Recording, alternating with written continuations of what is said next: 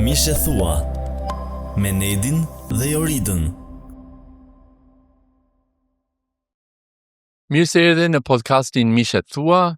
Jemi shumë të gëzuar që jeni me ne sot, sepse do flasim për një temë që është shumë në modë. Unë jam Nedi. Unë jam Jorida, edhe sot të flasim për një gjë që me vërtet mendoj që ne të gjithë përballemi ditë për ditë. Edhe është ajo sfida si të gjejmë balancin midis punës dhe familjes. Janë dy gjëra që e duam të dy, por si të gjejmë balancin atje, na sfidon apo jo? Gjithkohës. Në fakt unë mendoj që kjo është një çështje shumë e madhe. Edhe është bërë më e madhe gjatë viteve, sepse jeta është bërë më intensive, edhe ne po luftojmë me këto gjë. Si mund të jetojmë një jetë që ka një balancë të shëndetshme? Edhe ne luftojmë me këtë? Unë mendoj që edhe neve e luftojmë me këto gjë, sepse është Patjetër. të gjithë kemi ato sfidën. Si të gjejmë balancin. Edhe ndoshta e djem kjo presionin, e djem që çfarë të bëjmë me këto sfidë që kemi përballë nesh. Dhe kjo temë është kaq e gjerë që do të flasim edhe sot, por edhe herën tjetër për balancë, sepse është diçka që vlen të kalojmë pa kohë duke folur edhe për problemin, por edhe për disa hapa praktike. Po, ndoshta sot do merremi shumë me sfidat edhe si duket, edhe herën tjetër do flasim çik më shumë si mund të rregullojmë kjo sfidë që kemi. Dhe vërteta është që jetojmë në një kulturë edhe në një kohë që vlerësohet shumë të jemi shumë të zënë me punë, gjithmonë shumë të zënë. Jam shumë i zënë me punë, jam shumë i lodhur. Edhe realisht. E vërteta është që jetojmë në një kulturë dhe në një kohë që lavdëron të qenit gjithmonë i zënë. Dhe suksesi nga puna lavdërohet dhe shpërblehet publikisht, kurse suksesi në shtëpi ndërton një trashëgimi. E kupton ndryshimin? Po, edhe është shumë e vërtet që ndoshta donjëherë ne jemi duke luftuar për ato suksesin në punë që me vërtet vlerësohet, edhe harrojmë që ajo që është shumë e rëndësishme është trashëgimia që kemi në familjet tona. Kjo është sfiduese, unë mendoj për të cilin nga neve, sepse ne na pëlqejmë lavdërimet apo jo, na pëlqejmë ato suksesin që kemi, kur njerëzit thonë, wow, sa punëtore që je. Vërtet. Është bukur, por mos e bëjmë të bëhet që të sakrifikojmë familjen për shkak të këto gjë. E mban mend si ishte, sa e thjeshtë e bukur ishte jeta kur erdhëm në fillim në Shqipëri? Po, ishte shumë ndryshe në fakt. Jeta ishte shumë e thjeshtë, patjetër kishte sfidat e vet, sepse ditët tona më shumë ishin organizuar rreth kur kishim drita edhe kur kishim ujë, po prap ishim në punë, gjetëm kohë për të shëtisur pas ditëve, të gjithë familjet ishin në rrugë, në bulevard, në pas ditëve, duke shëtitur. Kishte një gjë, kishte afërsi me njëri tjetrin, gjetëm kohë për njëri tjetrin, edhe më pëlqen ajo thënia që ju keni si shqiptar që thot buk, krip e semër. E kemi përjetuar shumë buk, krip të semër vitet e parë, që me vërtet dyert ishin të hapura, gjithmonë kemi gjetur kohë për njëri tjetrin. Por jeta ka ndryshuar, sepse pastaj edhe ritmin e punës është rritur, fëmijët kanë ardhur, jeta është bërë me sën, edhe është realitet, nuk mund të shmangim këto gjë edhe nuk duam të jetojmë vetëm në ato nostalgjinë e të kaluarës. Por kemi nostalgji, na ka marrë malli për atë kohë aq e thjeshtë, edhe afër me njëri tjetrin, kishim kohë për njëri tjetrin, nuk kishim celular, nuk kishim screens, ne kishim kohë për njëri tjetrin, nuk shkonim, dinim, takoshim ball për ball me njerëzit. Po, në fakt njerëzit erdhin tek dera duke trokitur apo jo. Sot nuk vjen as njëri tek dera pa lajmëruar përpara me celularin. Por në të njëjtën kohë mendoj që sot shumica nga neve jemi shumë të bigarkuar e të stresuar me jetën. Edhe kjo është fatkeqësi, mendoj unë. Është e vërtet. Po. Është e vërtet. Si? Edhe jemi kapur midis vlerave tradicionale, si familja, sakrifica, puna, komuniteti, edhe të jetës moderne, individualizmi, suksesi, pozicioni, karrieri, to janë gjëra që janë shumë ndryshe. Po, ka pritje ndryshe. Sot, mendoj që me vërtet jemi kapur midis të dy gjërave. Punojmë shumë për të ndërtuar një jetë më të mirë, por ndoshta harrojmë ose kushton shumë, sepse kushton jetën që kemi në shtëpi. Mund të fitojmë shumë edhe të humbasim shumë në të njëjtën kohë. Dhe pyetja është, a ja vlen? Po. Në fakt, ne të gjithë duam një shtëpi të bukur, por nëse nuk kemi kohë të rritë ajo shtëpia, çfarë vlen ka? Ka më pëlqen atë shprehje që keni që thot, punë si sklav, ha si zotëri. Por kush ka dëshirë të jetë sklav, edhe me këtë do të hash, është pyetja. Është pyetja. Po, kjo është pyetje e mirë. Doshta ne si të krishterë, ne me vërtet kemi të gjuar edhe dim që Jesusi erdhe në tokë për të na jep një jetë me bullok. Por do njerë unë mendoj, kemi keq kuptuar ata bullokën? Çfarë jemi duke bërë? Çfarë bullok është?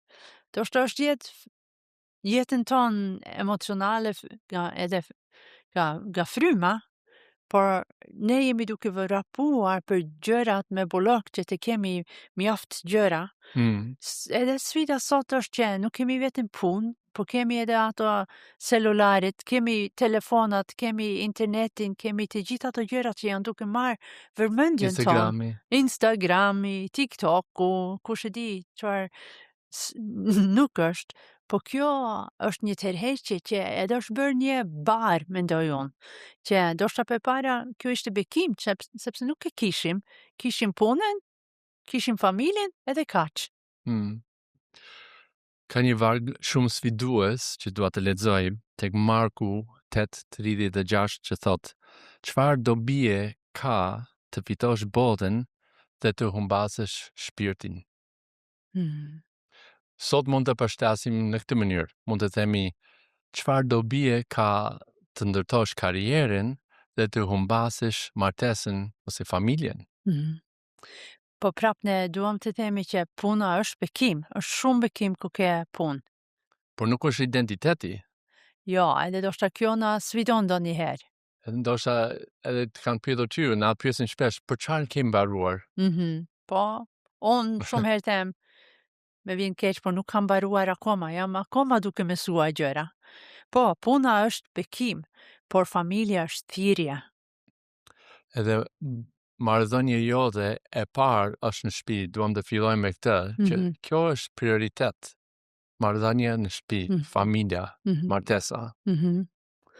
Po, ndoshta kjo është një gjë që ne është më lehtë për të sakrifikuar, marrëdhëniet që kemi në familje. Por që nga Zanafila kapitulli 2, nga fillimi, puna ka qenë pjesë e planit të Perëndis. Jo pas rënies së njeriut, pas mëkatit, por nga fillimi, puna ishte një pjesë e rëndësishme në planin që Zoti kishte për njeriu. Puna është mirë dhe ambicia nuk është keq. Por problemi fillon kur gjejmë vlerën tonë tek puna. Kur gjejmë vlerën edhe identitetin të vlerë tek puna. Kështu pyetja që kam për ne sot është, cilët janë prioritetet e Zotit për ne, për ty? Ai na dha një udhërim të madh, udhërimi i madh që është duaj Zotin me gjithçka që ke dhe duaj të afërmin, dhe kush është më afër është Jurita, si vetveten. Do janë syzet ose lentet që dua të shikoj gjithçka, gjithë botën, gjithë jetën, gjithë vendimet e mia me këto syze, të duaj Zotin dhe të duaj martesën, gruan, familjen, si vetveten. Po, në fakt kemi Jesusi si një shembull shumë e mirë për neve. Në fakt ajo shembull për çdo gjë, Por kur mendoj për jetën e tij, kur lexojmë për jetën e tij, ne shikojmë që ai shpesh mori kohë edhe vajte ne vetmi, sepse ai kishte nevojë. Edhe kur ai pa turma të medaja dhe kishte nevojë shumë rreth e rrotull. Prap, ai kishte godësimin dhe thoshte, jo, unë duhet të mendoj qik për veten, unë dua të afrohem me atin tim, unë dua të daloj këtu. Ndoshta kjo për mua si Jurida kjo është sfidë, sepse unë jam një person që kur shikoj një nevojë, dëshira ime e madhe zemrës është që unë dua të ndihmoj. Unë dua të jem atje për njerëzit. Edhe ndoshta donjëherë jam me votimuar nga frika. Si do të reagojnë ata në qoftë unë e them, me vjen keq, për momentin nuk ka mundësi për të ndihmoj. Në Biblia vendos një tekst tjetër nga bota, që duhet të japim prioritet familjes. Përgjegjësia për familja është parësor. Jo vetëm financiarisht, por në gjitha aspektet, në një kujdesje real, edhe jo vetëm të sjell edhe lekët në shtëpi, por edhe të jem prezent, të vi vetë, të jem prezent me gjithë mendjen time, me gjithë emocionet e mia, me gjithë zemrën time, edhe të jap këtë si kontribut familjen time. Po, sepse tani në familje ne nuk duam vetëm një punëtor që është i shtërlodhur. Ne nuk duam vetëm dikush që vjen edhe ka harxuar gjithë energjinë, çdo gjë jashtë shtëpisë dhe kur vjen në shtëpi, s'ka më. Ka vetëm ato gjëra të vogla që ka betur. Po, je strydur jashtë. Nga bota, nga edhe patjetër e vlerësoj donjëherë që je strydur, e vlerësoj që ke punuar fort, por edhe neve si familje kemi nevojë për ty atje. Jo vetëm ato pikat që kanë betur. Jo, ne nuk duam vetëm ajo pak më shumë. djersa që ka gelur ndoshta, por ne duam Nedin tamam, ne duam vëmendjen e Nedit, ne duam që babi të jetë bekim për familjen, por edhe unë si nën, donjëherë unë mund të bëj shumë për të tjerët, edhe kur vi në shtëpi jam e raskapitur. Çfarë ka për burin? Po, s'ka, sepse nuk kam patur kohë për të gatuar për burin. S'ka gjë vet. Por donjëherë ndoshta kemi ato frikën që ndoshta po do një gjë edhe unë duhet të jem prezencë atje. Por, Po, kemi atë FOMO, si që thonë të rinjt, atë frika që do të mbetemi jashtë, është një presion që, por nëse nuk kam arritur atë që të tjerët kanë arritur, atëherë çfarë do mendojnë për mua? Por ne ishim duke folur për balancën. Tani balanca është që zakonisht janë se pak në dy gjëra që dy të balansojmë. Tani patjetër në jetë do ketë ditë që tek puna do të jem shumë e garkuar, do punoj me fort, sepse ashtu është një sezon. Po unë mendoj që problemi është që kur kjo bëhet e përditshme, që unë gjithmonë jam e garkuar në punë, që jam duke dhënë tepër shumë, atëherë nuk është vetëm një sezon, por është bërë stil jete, edhe kjo është sfidë. Për disa nga neve, mendoj unë. Sezon pas sezon. Po, jetë është vetëm një sezon edhe është pun. Por, edhe nuk është, balanca nuk është që patjetër donjëherë do punoj vonë, do punoj me orë të sjatura. Balanca do të thotë edhe që donjëherë të kem pak me pak punë. Që nuk është që çdo ditë do jetë njësoj, ishte ajo idea ime, që jo çdo ditë në punë është njësoj. Prandaj duhet të gjejmë çik balancën. Disa ditë do jap më shumë, disa ditë do jap më pak, edhe të balansohet edhe me jetën e familje. Po, me ato që është shumë e rëndësishme në zemrën tënde. Po. Kështu kemi periudha të ngarkuara, por çfarë është balanca në praktik? Edhe do flasim shumë për praktikën herën tjetër, por kam disa mendime. Balanca në praktik është qartësi në vlera. Çfarë është më e rëndësishme për ne? Edhe të jemi të qartë, të flasim së bashku, si qift dhe si familje, çfarë është prioritet për ne? Çfarë është më e rëndësishme, edhe të ruajmë atë, të mos humbasim atë, për shkak të rrethanave, kërkesave, punës, gjëra të tjera. Duhet jemi të qartë në vlerat tona. Gjithashtu balancën në praktik janë edhe kufit të qarta. Çfarë lejohet, çfarë nuk lejohet, ku do të themi mjaft. A jam gati të mbyll telefonin kur unë jam në shtëpi me familjen time. A jam gati të them që gjithë vëmendjen të jap ty tani. Jeni të parët për mua. Mbarove me punë, tani jam tu. 100%. Edhe mendoj kjo është sfidë për neve, se paktën për neve që punojmë në një shërbes. Do shta nëse ke një punë normale, por në fakt unë nuk e di çfarë është punë normale në Shqipëri, sepse me duket si njerëzit janë duhet të jenë 12 orë. Gjithmonë edhe të disponueshëm në çdo moment. të disponueshme. Por mendoj që donjëherë është mirë të themi, me vjen keq, pas kaq nga ora 6, telefoni im e punës është i mbyllur. E thjesht për të thënë. Është shumë e thjesht për të thënë. Është e vështirë për të bëj. Një gjë tjetër, çfarë është balans e vërtet në praktik, është prania emocionale. A jam unë vërtet në shtëpi kur jam në shtëpi?